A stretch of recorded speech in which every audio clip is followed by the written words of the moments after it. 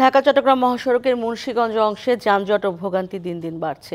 এর পেছনে আইন অমান্য করার প্রবণতা, অসচেতনতা এবং হাইওয়ে পুলিশের নজরদারির অভাবকে দায়ী করছেন মহাসড়কে চলাচলকারী যাত্রী ও স্থানীয়রা। হাইওয়ে পুলিশ বলছে, যানজট নিরসনে নিয়মিত কাজ করছে তারা, তবে মহাসড়কে যানবাহনের বেশি চাপ থাকায় এবং মুন্সিগঞ্জ অংশের প্রশস্ততা কম হয় যানজট থেকে মুক্তি মিলছে না। ঢাকা চট্টগ্রাম মহাসড়কের মেঘনা সেতুর পূর্ব প্রান্ত থেকে মেঘনা গোমতী সেতু পর্যন্ত মুন্সিগঞ্জ অংশের দৈর্ঘ্য ৭ কিলোমিটার। মহাসড়কের নারায়ণগঞ্জ কুমিল্লা ফেনী অংশ ৬ থেকে ৮ লেনে উন্নীত হলেও ওই অংশটি ৪ লেনে সীমাবদ্ধ।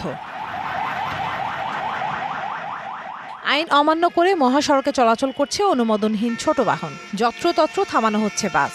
ফুট ওভারব্রিজ থাকলেও মহাসড়ক দিয়ে পারাপার হচ্ছে পথচারী। এতে দুর্ঘটনা বাড়ছে, যানবাহন বিকল হয়ে দেখা দিচ্ছে দীর্ঘ যানজট। মাঠের অলরাউন্ডার আমি, আর ঘরের অলরাউন্ডার টাইলক্স। টাইলক্স টয়লেট ক্লিনার, ক্লিন মানেই টাইলক্স। অটোগুলা বেবিগুলা যে চলে এই কারণেই বেশি যানজটটা লাগে। ওভারব্রিজটা না যে রং সেদা যায়, তখন মানুষ দুর্ঘটনা অনেক মানুষ মারা যায়। কয়েকদিন আগে একজন মারা গেছে। স্থানীয়দের অভিযোগ, মহাসড়কে শৃঙ্খলা ফেরাতে নির্বিকার হাইওয়ে পুলিশ। লোকাল গাড়িগুলা আঁকাবাঁকা করে রেখে দেয় যাতে পিছনে যানজট লাগে।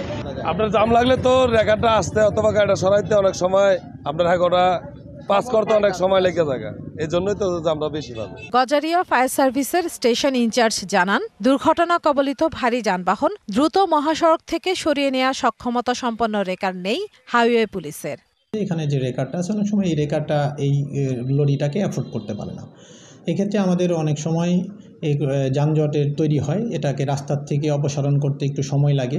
হাইওয়ে পুলিশ জানায়, মুন্সিগঞ্জ অংশ ৪ লেন এবং অপ্রশস্ত। এছাড়া চট্টগ্রাম বন্দরের মালবাহী ট্রাক, লরি এই মহাসড়কে চলাচল করা যানবাহনের চাপ বেশি। যে আমাদের রেলটা কিন্তু সিগন্যাল বা 4 লেন না, রাস্তার সাইডে যে যায় ফুটপাত, এটা কিন্তু ভাঙাচোরা, উঁচু নিচু, যার জন্য একটা গাড়ি সাইডে নামতে পারে না। রাস্তাটা ন্যারো, যার কারণে গাড়ি কিন্তু একসাথে কয়েক লাইন দিয়ে গাড়ি যেতে পারে না। মহাসড়কের মুন্সিগঞ্জ অংশে যানজট নিরসনে মহাসড়ক ৬ থেকে ৮ লেনে উন্নীত করার পাশাপাশি হাইওয়ে পুলিশের সক্ষমতা বাড়ানোর দাবি সংশ্লিষ্টদের। DBC news desk.